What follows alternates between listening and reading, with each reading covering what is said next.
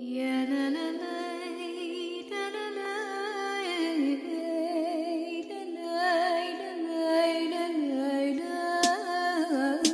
يا لا لا لو يا لا لا دور الريح ويدور الحال انا ربل وانت تبلعك العب بالي يا لا لا لو يا لا لا المحي يعيط للاستقلال البلاد بلاد ويعيش حياته فيها يسال وجهك صحيح قدر في الريح لزعفر ماشيه الخربة راشية والنية راها خافية ولادك في الريش الزوالي في وسط العافية نيران وقادية سفينة تغرق وغادية فرتو في السف نيتو الحبس كاع الأحرار محكومين ثابت الرخاص اختلاف كل رشوة سلاطين زلق الفاس رشد فراش من رايح بينا وين يدو بلوفاس ما تحب الناس حامي بعز الراقين كنت تجبد روحك ماشي خير تشوفيني غابة غطير يجي نهارك انت وتحير الشعب زعف والحقد كبير.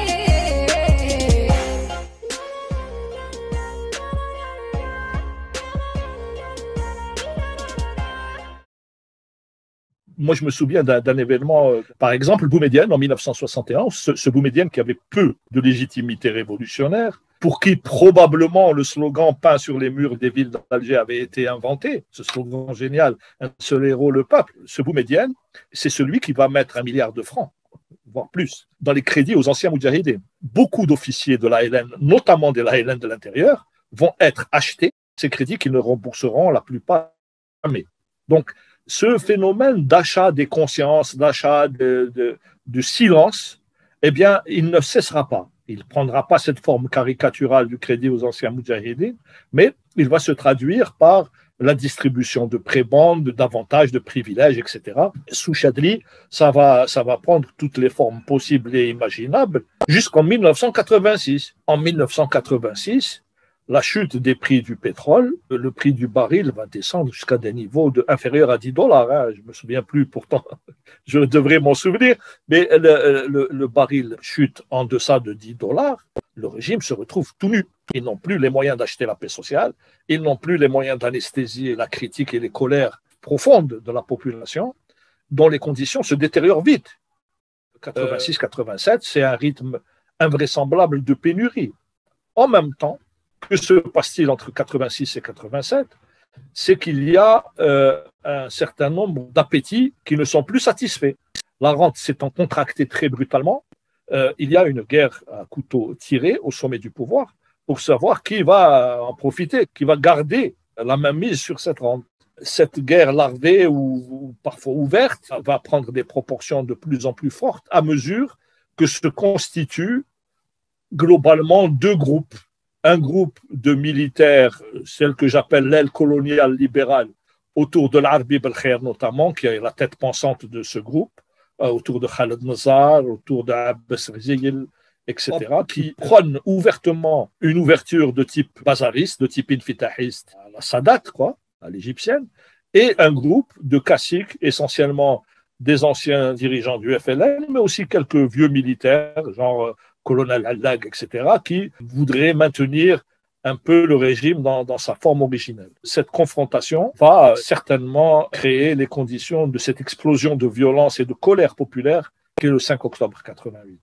Le 5 octobre 88, c'est la fin de ce qui s'était passé en 62, quand le peuple s'est dit on va leur faire confiance, on va les laisser gouverner, on va ils sont à nous, c'est mieux que le colonialisme, c'est mieux que l'étranger. Faisons leur confiance, peut-être qu'ils vont faire quelque chose. Eh bien, le 5 octobre 88, le peuple algérien reconnaît que les instances qui sont au pouvoir ne sont pas à son service, sont au service d'autres intérêts que celui de l'intérêt général, que celui de la population. Et à partir de ce moment-là, on rentre dans une phase politique qui est complètement différente. L'Algérie est déstabilisée, le régime est déstabilisé, et nous entrons dans une phase que nous vivons encore aujourd'hui. Si je peux rajouter peut-être aussi une dimension mondiale aussi, c'est que les années 80, la montée du néolibéralisme, c'est une grande partie de la contre-révolution coloniale, بداية سقوط المعسكر السوفيتي. دونك des changements structurels majeurs. يعني الثمانينات كانت بداية سقوط الاتحاد السوفيتي اللي خلى هذيك كاين سياسات tiers-mondistes, des politiques tiers-mondistes, des politiques de non-alignement. La condition sine qua non pour les avoir, c'est la bipolarité. Tu ne peux pas avoir un tiers-monde si tu n'as pas un premier et un deuxième monde. Hein. Si on passe de la bipolarité à l'unipolarité, les politiques de non-alignement, les structures, les édifices, les institutionnels, ainsi que relationnels, diplomatiques, etc., les darou pendant 2 décennies, يوليو جزء منهم الاخر يوليو obsolètes ولا il faut leur redéfinir, leur donner un nouveau souffle. وهذا c'est intéressant peut-être من بعد ثاني كنا هضرنا على الحراك. Je pense que le peuple algérien est un lecteur des événements mondiaux très fin. Après la Deuxième Guerre mondiale, quand il y a des changements, des conjonctures de changements sur l'échelle internationale, il y a le peuple algérien qui intervient, qui essaye au moins de dire ce mot. في الخمسينات c'était la conjoncture تاع البوست وورلد وور 2 اللي هي بعد الحرب العالميه الثانيه مع تساقط الاتحاد السوفيتي. le peuple algérien est encore une fois في الواحد. ومع درك هذا التضاؤل الأحادية القطبية تاع الامريكان وكاين دي زاكتور بلو على لا سين انترناسيونال كيما روسيا والصين وغيرهم. الشعب الجزائري ثاني شاف كاين نوفيل كونجونكتور مونديال لي انترناسيونال مع الحراك في هذا السياق ثاني. فكاين دائما هذا peut-être c'est générationnel aussi, il y a un aspect générationnel, mais un aspect de conjoncture internationale dans lesquels le peuple algérien a tendance à intervenir d'une manière ou d'une autre. Sur le plan interne, c'est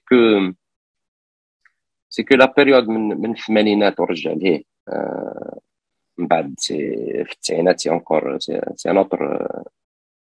une autre dimension. Mais c'est les acquis خاطر الاستقلال شأن في نظرين الشعب الجزائري فهم الاستقلال تاعو على انه فيه جزء من الاستقلال هو تعميم اعاده تعميم الشيء اللي خذاه منه المستعمر خذا منا الارض، خذا منا السياده نتاعنا، خذا منا الثروات نتاعنا. فالشعب الجزائري يشوف باللي تعميمها remettre tout ça dans l'espace commun واحد من لي زاكي تاع الاستقلال. دولة الاستقلال بدلت التعميم بالتأميم. لا كوليكتيفيزاسيون هما رجعوها une nationalisation، عطاوها اون فورم ناسيوناليزاسيون باش تقعد هذيك ماشي لو بوبل كي ديتيرمين سوتو ديتيرمين وهو اللي يجيري لي ريسورس تاعو، مي سوا ديزون هاد ليليت اللي كي ريوسي ا بروندر لو بوفوار اللي في الثمانينات تولي تخصخص. لا كونتر ريفوليسيون ال ديلو جوستومون le contenu des valeurs révolutionnaires. مشينا من لا كوليكتيفيزاسيون استرجاع املاك الشعب الجزائري وكما يقول لك الاراده الشعبيه لتعميمها. هذه القياده تاع النظام امتها، وبعد التاميم خوصتها وقسمتها بين النخب اللي دايره. فهذا واحد يعني هذا حتى اذا كان شفناه على انه كان فيه عقد اجتماعي كان كونترا سوسيال تاسيل يعني مسكوت عنه، انه كانت فيه بعض الرفاهيه الماديه كما تقال من قبل، انه عندك التعليم، عندك الصحه، عندك شويه عزه وطنيه وانفه وطنيه. دون كونتر بارتي ما كانش حقوق سياسيه ومدنيه. هذاك لو كونترا سوسيال في منتصف الثمانينات تقطع، وهذا بالنسبه لي يعني احد الاسباب اللي تفسر وش حدث في اكتوبر 88. وحتى قبل يعني من منتصف الثمانينات كانت فيه مظاهرات في قسنطينة على ما أظن في 86. Les événements Kabylie, il y a eu plusieurs signes comme ça qui ont préparé 88. N'est pas venu 88 comme un coup de tonnerre dans un ciel d'été. Il y a eu plusieurs événements, des émeutes. Je voudrais juste confirmer ce que tu dis sur la résonance des événements internationaux dans la conscience populaire. La mort de Boumedienne et la transition à Chedli s'opèrent dans un contexte international, comme tu l'as rappelé, très intéressant, qui est structurant aussi pour la 19 est une année charnière, puisque c'est l'année de la révolution iranienne, c'est l'année de l'invasion de l'Afghanistan par l'armée rouge, c'est l'année où l'armée vietnamienne intervient au Cambodge. C'est un événement moins médiatisé, mais qui va jouer un rôle dans le dépassement de la phase révolutionnaire post-Deuxième Guerre mondiale. On passe à un autre ordre. 79, c'est aussi l'attaque de la Mecque par des extrémistes encore plus extrémistes que les Wahhabites. Ronald Reagan et Margaret Thatcher vont influencer de manière décisive ce qui se passe à l'intérieur du régime.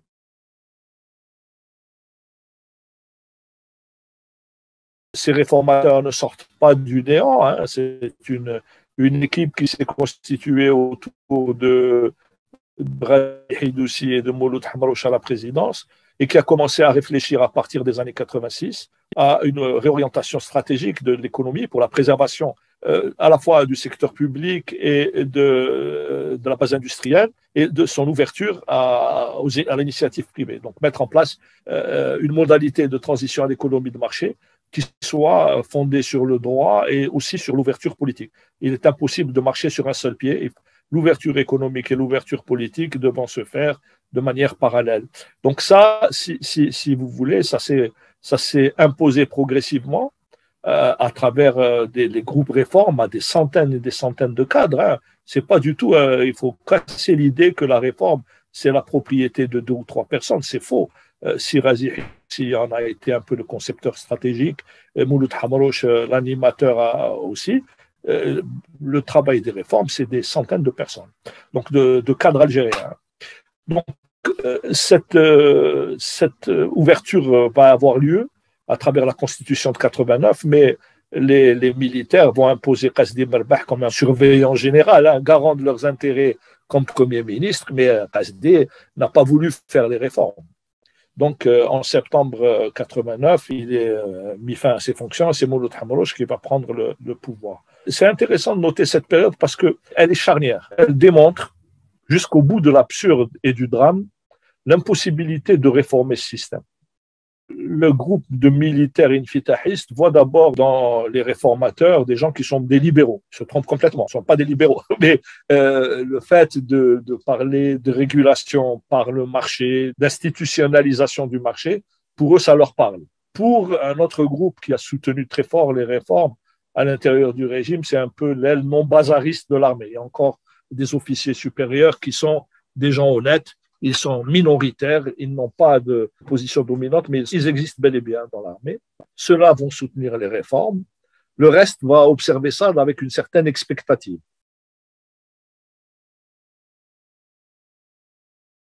Le gouvernement refusant de procéder à la répression des mouvements sociaux et des islamistes, Hamrouche démissionne. Moi, j'accepte pas de servir de bras civil à la répression militaire. En juin 91, la démission du gouvernement des réformes est actée. Et à partir de ce moment-là, nous rentrons dans l'aventure qui va mener au coup d'État du 11 janvier 92 à la décennie sanglante. Et alors, la décennie sanglante, on connaît malheureusement son coût gigantesque, énorme, et absolument inacceptable. Ces militaires qui font le coup d'État, ces militaires janvieristes, ont sur la conscience des centaines de milliers de morts, ont sur la conscience la destruction de centaines de milliers de vies, des exils, ils ont sur la conscience la destruction de l'Algérie. Mais ce qu'on sait un peu moins, c'est que la décennie sanglante s'est aussi accompagnée d'une véritable transfert de propriété publique vers des intérêts privés à la suite des accords de stand-by du FMI de 94 et de 95. Les réformateurs avaient réussi à négocier la dette de sorte à donner à l'Algérie un laps de temps suffisant pour organiser ses réformes. Or, ce laps de temps n'a pas été mis à profit pour organiser la moindre réforme. Ce que nous avons fini par obtenir en juin 91, en termes d'allègement du service de la dette, n'a pas été du tout valorisé par des initiatives de réouverture économique, de relance économique, rien du tout. Et donc, ils n'ont rien fait pendant 3 ans. Et donc, en 94-95, c'est la cessation de paiement qui était souhaitée par beaucoup. Beaucoup pensaient, rêver que le FMI et la Banque mondiale allaient imposer des réformes au régime algérien. C'est extraordinaire, mais il y avait de nombreux cadres que j'ai entendus qui étaient convaincus que le FMI et la Banque mondiale allaient obliger à une gestion un peu plus efficace, un peu moins corrompue. On voit bien ce qui s'est passé. Ils ont dissous des centaines de sociétés d'entreprises publiques. Ils ont complètement détruit un appareil de production qui existait, des emplois qui existaient, et ils ont transféré la propriété immobilière, les terrains de ces entreprises publiques à des privés, au dinar symbolique, tout en mettant tous les cadres qui se réfractaires, qui s'opposaient à ces mesures, ils ont mis 5 ou 6 000 cadres en prison. Voilà. Donc, voilà ce qui se passe pendant la décennie noire, des crimes contre l'humanité et des crimes contre l'économie algérienne. Le cadre d'analyse, le framework de la contre-révolution coloniale, في الثمانينات مع التحولات هذيك الكبيره اللي قاعده تصير تاع ضعف الاتحاد السوفيتي لا مارش فير لونيبولاريتي ايتترا ولاو لا كلاس دومينونت سور ليشيل مونديال تسترجع لي بريفيليج كولونيو تاعها هكذا في هذوك لي 30 غلوريوز في فرنسا كما يقول لك بوست وور ييرز في انجلترا في الامريكان وين دارت لا سيكوريتي سوسيال ولات عندهم اوسي التعليم والصحه ولا بلاش هاد لي بريفيليج ولا لي كونسيسيون التنازلات اللي داروهم لي كلاس دومينون على الشان المونديال لي بوبل هادو لانه هذا النوع هذا من ستيت سوشياليزم اشتراكيه تاع الدوله اشتراكيه الدوله كانت في حد ذاتها كانت une mesure contre-révolutionnaire contre le socialisme à la soviétique. Donc l'Occident واش قال البوبولاسيون تاعو قال لهم اوليو باش توليو باش ما يروحوش يوليو دي كومونيست ارواحوا ما تخافوش نلقاو ان كومبرومي ماهوش كان لا بروبريتي بريفي تقعد ونعطيوكم نقريوكم ونداويوكم وعندكم le transport public, etc. Donc, c'est un compromis. Des concessions qui ont toujours, les classes dominantes ont toujours été réticentes à les faire. Donc, dès qu'ils ont l'opportunité de revenir et de regagner les privilèges, donc à partir de la fin des années 70, qui m'a dit Reagan, Thatcher, c'est le retour. Mais c'est la contre-révolution qui montre sa façade.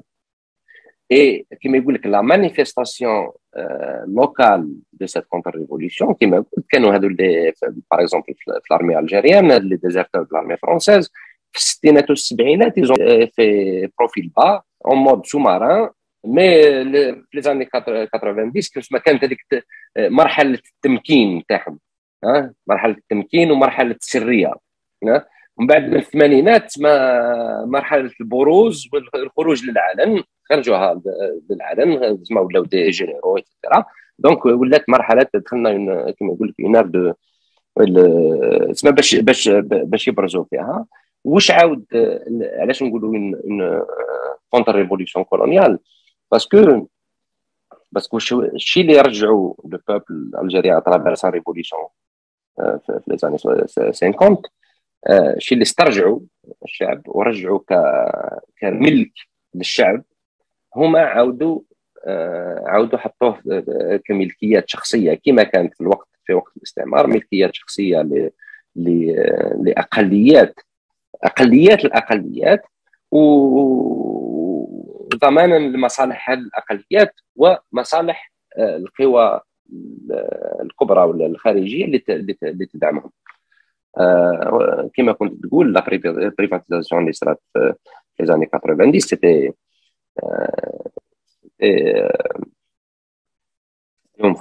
en quelque sorte حطوا الحبل على في رقبه الشعب الجزائري ومدوه للفامي، مدوه للغرب، قال ها او انا خضعنا لك الشعب.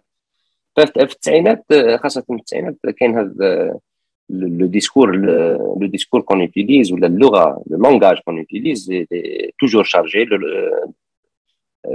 Tout langage est idéologique et politique.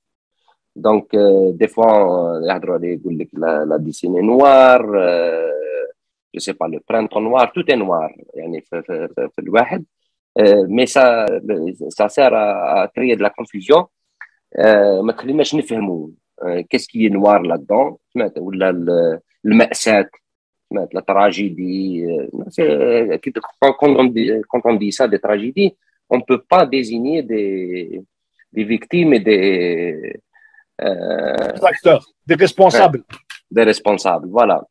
d'un côté. D'un autre côté, je pense que le كلام على حرب أهلية, le discours a été imposé par les sciences sociales اللي كانوا في هذيك لا بيريود في التسعينات. toute violence politique, surtout dans le tiers-monde, a été étudiée. L'approche a été vue comme une sorte de guerre civile, guerre ethnique. Donc, les catégories utilisées par les sciences sociales dans les années 90, surtout dans les sciences politiques, etc., c'est les catégories les failed states, les États, مش عارف يقولوا لهم États échoués ou la failed states. Les États faillis. Faillis, voilà. Les États faillis. Voilà, هذا الديسكور هذا فوالا هذا الديسكور هذو تاع دي ديسكور نيوكولونياليست، دي ديسكور امبرياليست، بور دير كو ما فيها والو هذاك الحكايه تاع الاستقلال نتاعكم ولا ديكولونيزاسيون، هذيك هضره فارغه. هضره فارغه، رانا جينا راس الشهر وصل ورانا جينا نديو حساب نتحاسبوا. دونك جو بونس كو، وهذا اللي هنا سي ثاني لا فايت تاع لا غوش اللي نورمالمون elle est censée كما يقول لك être concernée par l'économique et le social. Et fin des années, on voit qu'elle est devenue une gauche concernée par le culturel, tout ce qui est religion par religion, sécularité. Or, ما عندهاش حاجة تقولها على la propriété des terres, la dilapidation des ressources naturelles, la déindustrialisation. Elle n'a rien à dire en ce moment-là. Elle est contente de pointer du doigt des barbus et des femmes voilées. Donc, كانت الناس اللي كانت عندها خدمة، اللي كانت يعني وظيفتها أنها تبين هذه الحوايج، كانت يعني سخرت طاقاتها في أيار. فالتسعينات أنا بالنسبة لي التسعينات ماهيش حرب أهلية.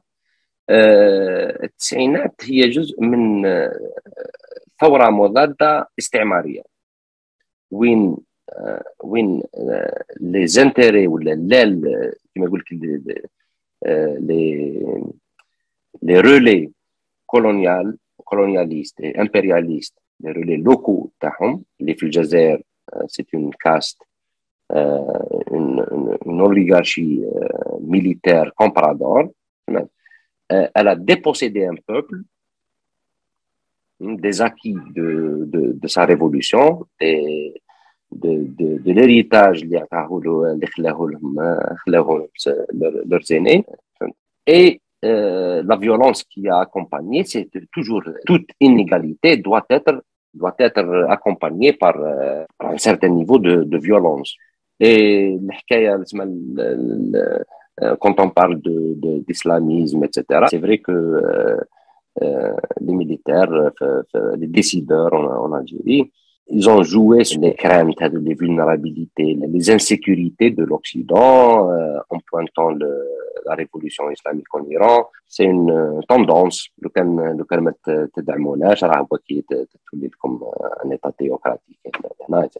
Ça n'empêche pas qu'il y avait des Algériens, peut-être pratiquants religieux, etc., qui ont pris des armes. Le processus le plus large, c'est hors élection, hors et finalement, j'ai fini par ça. surtout مع الحراك بين الشعب ولا même في هدرته يتكلم على الاستعمار هذه الدولة ولا استعمار etc. الشعارات. Je me demande à quel point la période des 2 premières décennies, ce qu'on appelle indépendance en Algérie, à quel point ce n'est pas un plan de Constantine amélioré avec une gestion indigène. Et ce qu'on appelle la période d'ouverture 89, 88, 92, à quel point ce n'est pas un plan ou un projet Bloom-Violette amélioré aussi. À quel point on est dans la répétition voilà, de l'histoire. C'est un exercice que je laisse aux historiens, parce que j'aurais moi du mal à corroborer cette thèse. Les acteurs, effectivement, ne sont pas les mêmes, mais effectivement, une grande partie des programmes quinquennaux de développement de Boumediene sont inspirés du plan de Constantine, y compris sous l'aspect des 1000 villages agricoles. Alors, il y a une proximité historique avec le programme de Fosse Bloom-Violette, effectivement, avec ce qui se passe après la prise du pouvoir par les généraux réactionnaires néocoloniaux.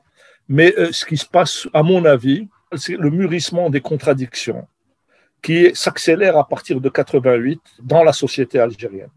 Cette société algérienne qui est prise en joue par l'armée depuis l'indépendance, elle évolue très vite. Effectivement, en résonance avec les grands événements internationaux, elle essaye de trouver un moyen de dépasser ce régime, de dépasser cette forme d'organisation de pouvoir. Et l'islam politique a été un moment de ce processus de maturation. Tu l'as très bien dit, ces gauches ethnico-identitaires, cette gauche en prise avec des démons culturalistes qui a quitté la sphère de la politique et de l'économie pour reprendre un peu des thèses de le discours sulférite de l'expansion coloniale à l'intérieur de son propre territoire. Cette gauche-là va voler au secours des pires dictatures pour autant qu'elle fasse mine d'être anti-religieuse. Ce qu'on voit, à quoi nous assistons dans les années 90 en Algérie, c'est une guerre contre les civils.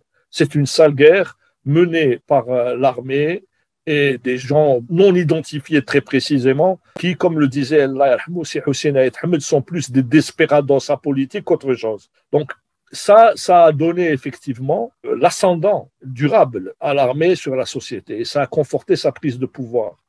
Et cette prise de pouvoir ne peut pas durer à visage découvert, elle ne peut pas se faire à visage découvert. Il lui faut à chaque fois un visage civil. Et c'est comme ça que les militaires vont se retourner vers l'un des fondateurs du régime, Bouteflika, en essayant de réhabiliter le régime dont la réputation internationale a été quand même très ternie par le recours à des exactions de masse atroces, par cette façon aussi oblique de manipuler le terrorisme.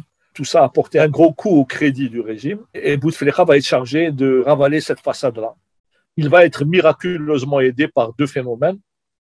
Le crime bénéficie toujours du soutien des dieux grecs, qui sont ironiques. Ils sourient au malheur des hommes. Le premier élément, c'est les attentats du 11 septembre, qui vont complètement modifier la perception de la crise algérienne. On le sent très bien. À partir du 11 septembre, la sympathie qu'avaient suscité des initiatives politiques comme l'accord de San Egidio, etc., va disparaître complètement. Et l'Occident va se réorienter dans la guerre au terrorisme islamiste. Et il va trouver dans le régime algérien un allié et un avocat éprouvé, expérimenté. Le deuxième élément qui va favoriser le régime ubuesque de Bouteflika, c'est la hausse extraordinaire des prix du pétrole à partir de 2003. Une hausse durable qui va propulser les revenus du pétrole à des niveaux inégalés. Entre 2003 jusqu'à la chute des prix du contre-choc de 2013, l'Algérie va avoir un revenu annuel gigantesque, supérieur à 80 milliards de dollars. Donc, sur la période, l'économie algérienne a exporté pour 900 milliards de dollars de ressources fossiles. Et ça va donner lieu au plus grand détournement de fonds de l'histoire du monde à travers des contrats d'infrastructure, dont certains à vocation populaire, à travers des importations inconsidérées, une espèce de fuite en avant dans une folie dépensière. Le régime va se retrouver, après le contre-choc, directement dans une période de vache maigre. On va passer dans une sorte d'accordéon de l'aisance financière à la précarité, à la misère pour le plus grand nombre, au retour des pénuries, à la hausse des prix. Entre-temps, l'Algérie aura vu la naissance d'une caste comprador à ciel ouvert, d'une bourgeoisie militaro-comprador qui apparaît ostensiblement aux yeux de tous. Et cette bourgeoisie se forme par la prébende, par la corruption, par les pots de vin et par les trafics en tout genre, y compris les trafics de drogue. Donc c'est un système qui prend l'allure d'une organisation mafieuse de contrôle du pouvoir et de répression de la société. Face à ça, personne n'attendait, n'espérait un mouvement populaire comme le Hirak.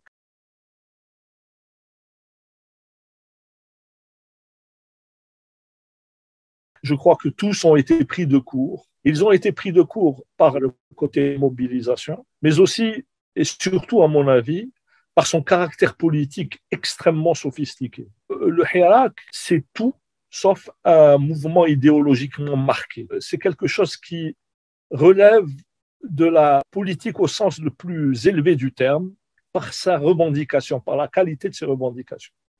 Que demande le Hirak? Le Hirak demande le droit, la justice et les libertés. Il demande la construction, enfin, d'un État de droit. Et il réclame le droit du peuple à s'autodéterminer librement. Le Hirak est bien le continuateur de la lutte de libération nationale. Et d'ailleurs, il est remarquable de noter qu'à chacune de ces manifestations, avant que celle-ci se soit interrompue à cause de la pandémie du Covid, il est remarquable de noter l'omniprésence, la présence répétée des symboles de la guerre de libération, des figures de la guerre de libération et même des slogans de la guerre de libération, puisque on retrouve à l'avant-scène et à l'avant des revendications primauté du civil sur le militaire et de l'intérieur sur l'extérieur. Donc on retrouve la plateforme de la Soumam, on retrouve une espèce de profondeur historique qui donne à cette qualité d'exigence politique une dimension encore plus grande, une dimension encore plus noble et une dimension encore plus, j'allais dire, historique. Pour moi, le Hirak, c'est d'abord ça, c'est la démonstration éclatante de la maturité politique du peuple face à l'indigence et à la violence et à la bêtise brutale de son régime. نشوف اللي الحراك ثاني جاب des revendications épistémologiques. الحراك remet en question la catégorie indépendance en tant que telle, la catégorie post-coloniale, la post-colonialité en tant que catégorie, en tant que temporalité en question, en disant que c'est de dire que notre temporalité, elle est autre que post-coloniale. On est toujours dans le colonialisme. Quand tu as un peuple, le jour de 58e anniversaire de son indépendance supposée, tu as des dizaines, des centaines de milliers, peut-être des millions d'Algériens, je dirais des millions, le 5 juillet 2019, qui scandaient الشعب يريد الاستقلال.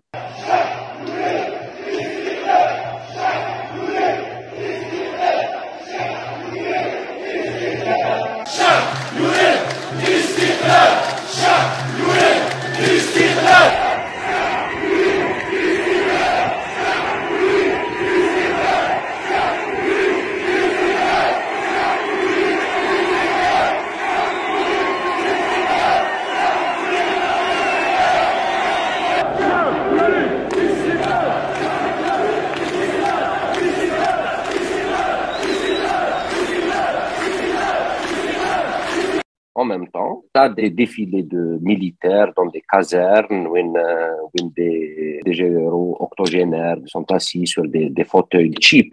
C'est des trucs kitsch. Hein? Milan. Milan. Voilà. Et t'as كما يقول لك la télévision publique اللي هي خالصة بدراهم الشعب. Elle passe des images de ces cérémonies-là.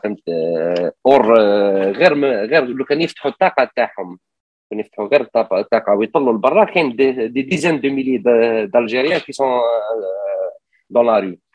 Et donc ça démontre que le peuple et les dirigeants habitent des espaces-temps différents.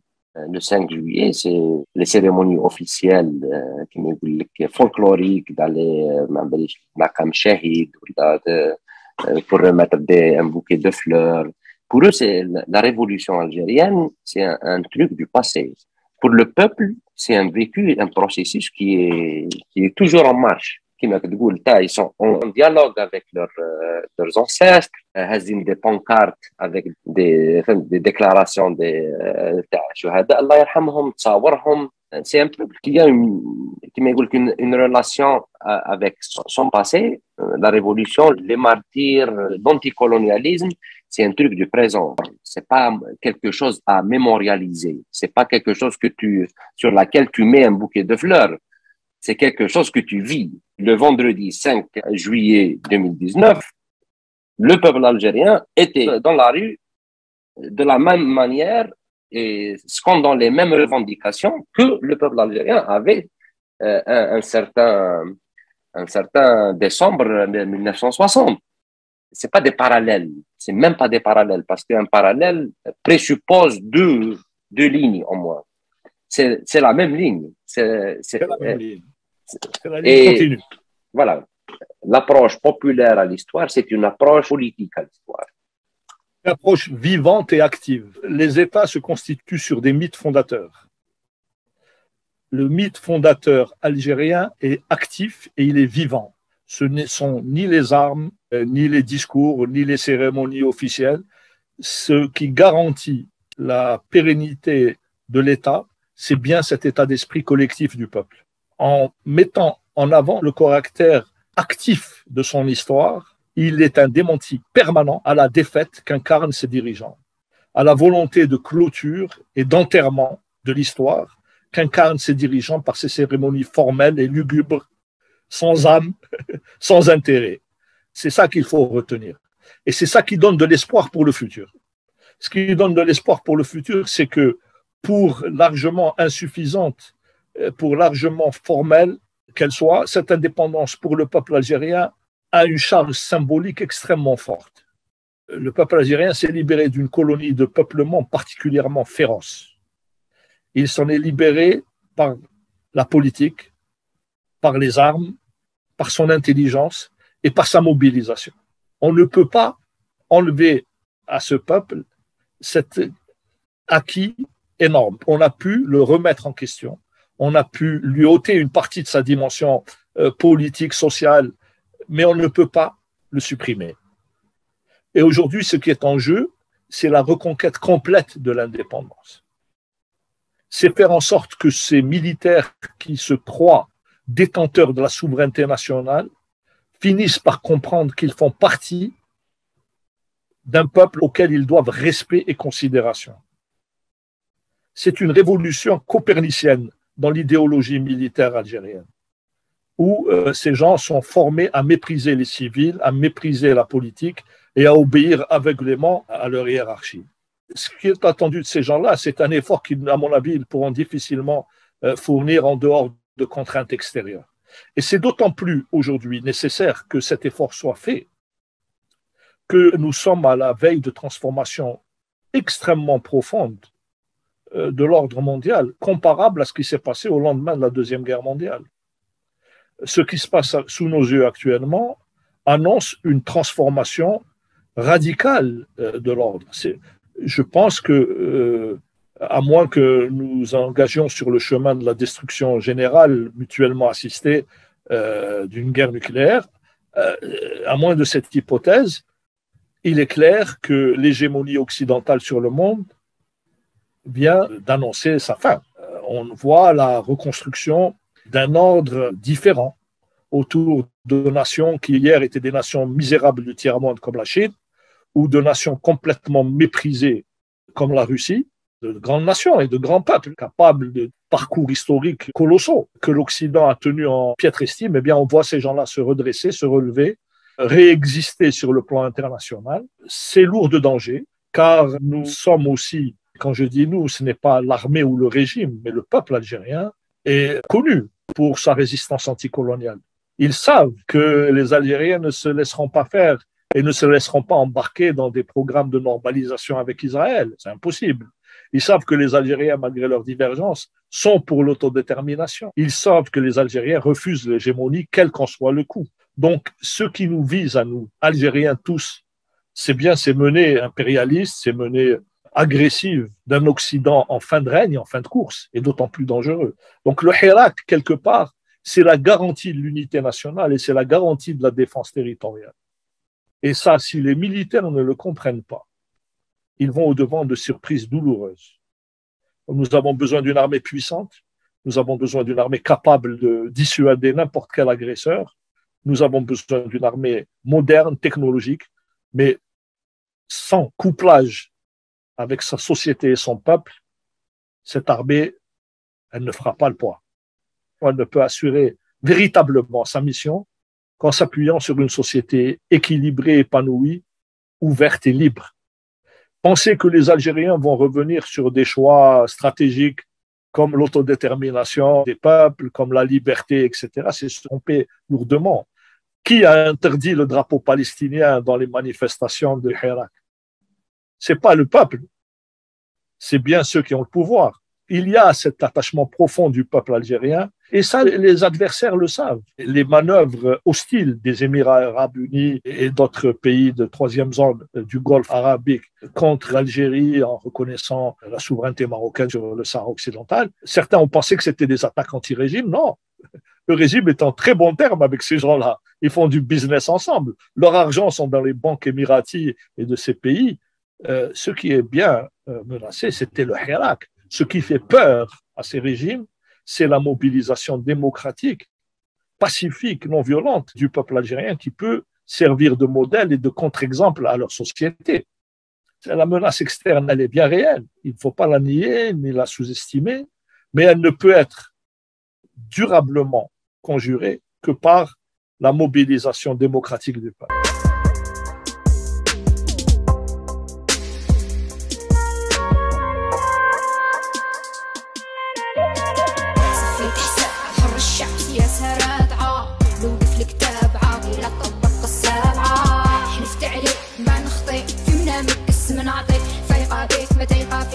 رجلي ما نسمع بيت مدنية إرادة شعبية عندي هوية عربية مازيغية مدنية إرادة شعبية عندي هوية عربية مازيغية وقت الدبان يفرق الأخوان راهو فايق بيه شياث اللي عبدو في القادر راهم يعبدو فيه ما تحكي ليش ما توسوسنيش ما تطبعنيش للفوت ما عدت الصرف الصحي راهي تزربع في المقنوط قانون مربوط خيوط بالتليفون روح المقنط ضربه في الحيط لونسج راهو مديون راهو مغبون راهو مطحون الحاكم طاعون سيستم معفون